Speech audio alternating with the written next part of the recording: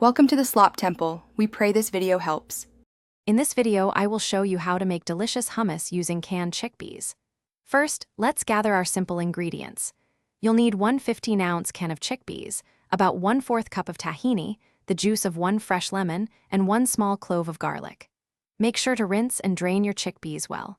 Using good quality tahini is key for that authentic, rich flavor and incredibly smooth texture we all love in hummus.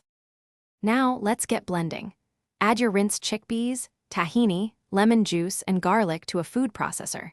You can also add about 2 tablespoons of cold water or a couple of ice cubes at this stage to help achieve an extra creamy consistency. Process the mixture for about 3 to 5 minutes. Remember to pause and scrape down the sides of the bowl a few times to ensure everything is thoroughly combined and smooth.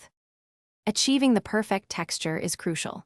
If your hummus is too thick, gradually add 1 to 3 tablespoons of cold water or a few ice cubes while blending until it reaches your desired creaminess.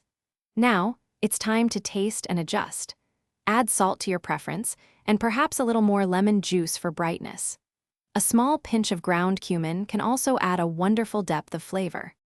Your homemade hummus is ready to enjoy. Transfer it to a serving bowl, create a small well in the center, and drizzle generously with extra virgin olive oil. For a beautiful presentation, sprinkle with a dash of paprika, some chopped fresh parsley, or a few reserved whole chickpeas. Serve it with warm pita bread, fresh vegetables, or as a spread. Store any leftovers in an airtight container in the refrigerator for up to 5 days. Thanks for watching. Consider subscribing if we helped you.